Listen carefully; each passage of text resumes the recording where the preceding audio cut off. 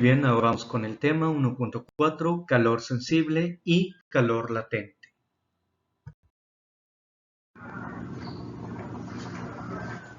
Muy bien, calor sensible. El calor sensible es la cantidad de calor requerida por unidad de masa para producir cambios de temperatura sin afectar el estado físico de la sustancia. Para ello tenemos la fórmula que ya han utilizado en el laboratorio, donde calor es igual a masa por calor específico por variación de la temperatura. En el cuadernillo tienen esta otra fórmula. Calor es igual a masa por calor específico por la diferencia de temperatura final menos temperatura inicial. Cualquiera de las dos fórmulas que quieran utilizar, no hay problema. Yo prefiero utilizar la primera porque prefiero hacer las cosas por partes. Entonces, tenemos el calor específico, que calor específico se mide en calorías sobre gramo por grado centígrado. La energía calorífica o el calor la medimos en calorías, la masa sería gramos y la variación de temperatura se mediría en grados Celsius o grados centígrados. Vamos con dos problemas de este estilo. Me preguntan cuánto calor se requiere para aumentar la temperatura de 20 a 95 grados centígrados a 1.5 kilogramos de hierro. Tenemos los datos, tenemos la masa, que es haciendo la conversión de kilogramos a gramos son 1500 gramos. Tenemos una temperatura final de 95 grados centígrados. Tenemos una temperatura inicial de 20 grados centígrados y necesitamos el calor específico del hierro, que lo pueden encontrar en su cuadernillo, que en este caso sería 0.113 calorías sobre gramo por grado centígrado. Calculamos primero la variación de temperatura. Tenemos que variación de temperatura es igual a temperatura final menos temperatura inicial. Entonces sería la diferencia de 95 grados centígrados menos 20 grados centígrados, dándonos como resultado 75 grados centígrados. En el caso ya aplicando la fórmula de calor sensible, tenemos que calor es igual a masa por el calor específico por la variación de temperatura. Entonces vamos a multiplicar 1500 gramos por 0.113 calorías sobre gramo por grado centígrado por 75 grados centígrados, dándonos como resultado 12.712 calorías. El segundo problema nos dice, ¿cuál es el calor requerido para aumentar la temperatura de un lingote de plata de 20 kilogramos de 25 grados centígrados a 400 grados centígrados? Tenemos nuestros datos que tendríamos, ya haciendo la conversión de 20 kilogramos a gramos, 20.000 gramos. Tenemos una temperatura final de 400 grados centígrados, tenemos una temperatura inicial de 25 grados centígrados. Y tenemos el calor específico, en este caso de la plata, que sería 0.056 calorías sobre gramo por grado centígrado. Calculamos la variación de temperatura, en este caso la variación sería de 375 grados centígrado. Tenemos entonces la multiplicación de 20.000 gramos por 0.56 caloría sobre gramo por grado centígrado por 375 grados centígrados, dándonos como resultado 420.000 calorías. Ahora, antes de entrar a calor latente, tenemos que tener en cuenta lo siguiente. Cambios de fase. La materia se puede presentar en estado sólido, líquido y gaseoso principalmente. Hay otros estados como el plasma, pero estos no van a entrar en lo que nosotros vamos a estudiar. El cambio de un estado a otro se llama transición o cambio de fase.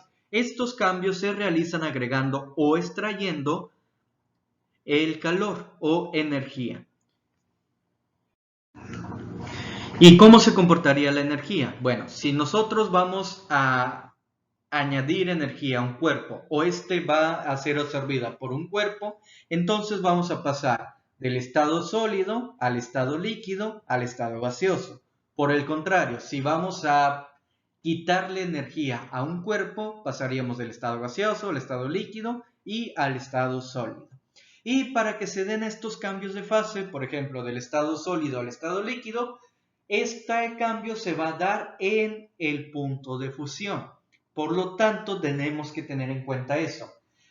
¿Dónde se va a dar el cambio del estado sólido a líquido? En el punto de fusión. Y viceversa. ¿Dónde se va a dar el cambio de líquido a sólido? También en el punto de fusión. Por el otro lado, si queremos cambiar del estado líquido al estado gaseoso, va a ser a través de el punto de ebullición. Y si queremos pasar del gaseoso al líquido, también va a ser a través del punto de ebullición. El proceso por el cual cambiamos de estado sólido al estado líquido se conoce como fusión. Por el otro lado, cuando cambia de estado líquido a estado sólido se llama solidificación. En el otro caso, si pasamos de estado líquido a estado gaseoso, el proceso sería vaporización. Por el otro lado, si pasamos de estado gaseoso al estado líquido, el proceso sería condensación. Punto importante, durante la transformación de un estado físico a otro no va a haber cambio de temperatura. Y en ese punto donde no hay cambio de temperatura es en donde entra el calor latente. Calor latente es la cantidad de calor absorbida o liberada por unidad de masa para producir un cambio de fase, manteniendo constante la temperatura. La fórmula de calor latente me dice que calor latente es igual a cantidad de calor sobre la masa, pero nosotros normalmente no vamos a calcular el calor latente, ya que este vendría a ser también unas constantes ya establecidas. Lo que nosotros normalmente vamos a calcular sería el calor a partir del calor latente. Calor viene a ser igual a masa por calor latente. Y este calor latente se va a medir en calorías sobre gramo. ¿Por qué ya no se involucra la temperatura? Porque recordando, como aquí va a ser un cambio de fase, la temperatura no va a cambiar. Entonces, hay dos aspectos importantes para cómo vamos a trabajar las fórmulas de calor latente. El primero es, el calor latente de fusión es la cantidad de calor requerida para fundir la unidad de masa de una sustancia en su punto de fusión. Tiene su lado contrario. El calor latente de solidificación viene a ser numéricamente igual al calor latente de fusión para la misma sustancia, pero de signo negativo. Y este calor latente de solidificación es cuando vamos a solidificar una sustancia. ¿Y cómo vamos a distinguir matemáticamente este calor latente de fusión o de solidificación? Con la letra L mayúscula y con un subíndice F. Y ya lo que serían las partes de los signos, ya no lo decía la parte teórica, pero reafirmando esta parte. Calor latente de fusión es positivo si está ocurriendo la fusión, es decir, cuando la energía es absorbida por la sustancia, cuando le estamos inyectando energía, cuando está absorbiendo energía. Por el otro lado, si la sustancia se está solidificando, es decir, está liberando o perdiendo energía, estaríamos trabajando con el calor latente de solidificación. Entonces, vamos a analizar este problema. Nos dice, ¿cuánto calor se requiere para fundir 3 kilogramos de cobre considerando su temperatura de fusión? Y estamos trabajando en su temperatura de fusión. Nos dan el calor latente de fusión, que serían 32 calorías sobre gramo. Tenemos nuestra masa, en este caso 3000 gramos, ya que estamos hablando de 3 kilos, hacemos la conversión y nos da 3000 gramos. Por lo tanto, la fórmula sería calor es igual a masa por calor latente de fusión. Entonces, calor es igual a 3000 gramos por 32 calorías sobre gramo. Calor es igual entonces a 96.000 calorías. Segundo ejemplo, aquí nos dice cuánto calor se requiere para solidificar 30 gramos de plomo a la temperatura de fusión. Aquí hay que tener en cuenta lo siguiente. Me está diciendo solidificar. En el problema anterior no hubo problema porque me estaba diciendo que va a ser fusión.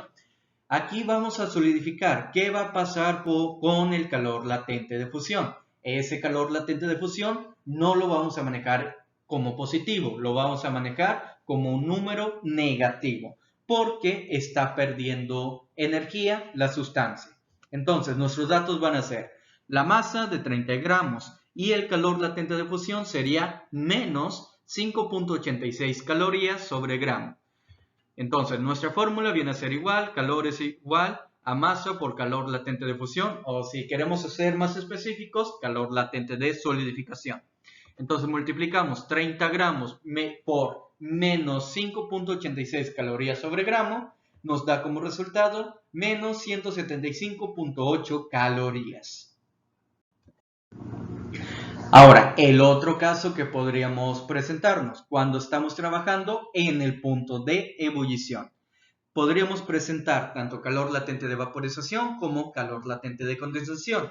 En el caso del calor latente de vaporización es la cantidad de calor requerida por la unidad de masa de una sustancia para producir un cambio del estado líquido al estado gaseoso. El calor latente de condensación sería el caso contrario cuando queremos pasar del estado gaseoso al estado líquido. Por lo tanto, va a ser numéricamente igual al calor latente de vaporización para la misma sustancia, pero con signo negativo.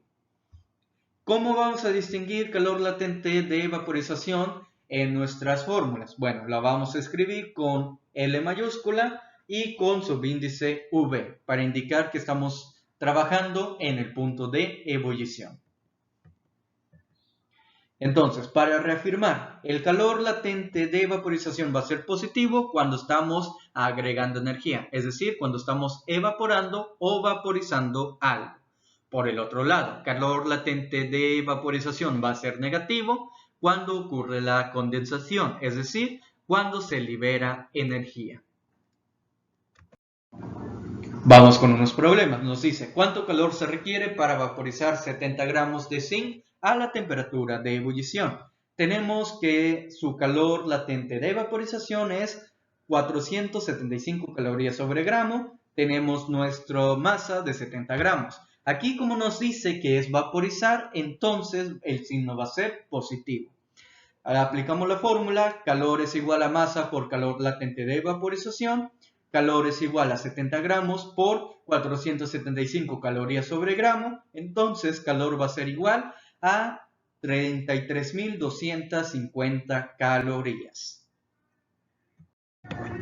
Por último, nuestro último problema nos dice 250 gramos de mercurio se encuentran en su punto de ebullición.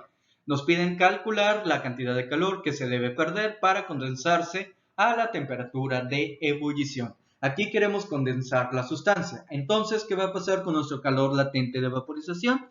La vamos a manejar con signo negativo. Tenemos un calor latente de vaporización entonces de menos 71 calorías sobre gramo. Tenemos la masa de 250 gramos. Aplicamos la fórmula haciendo la multiplicación y respetando las leyes de los signos. Por lo tanto, nuestro resultado nos va a dar en menos 17.750 calorías.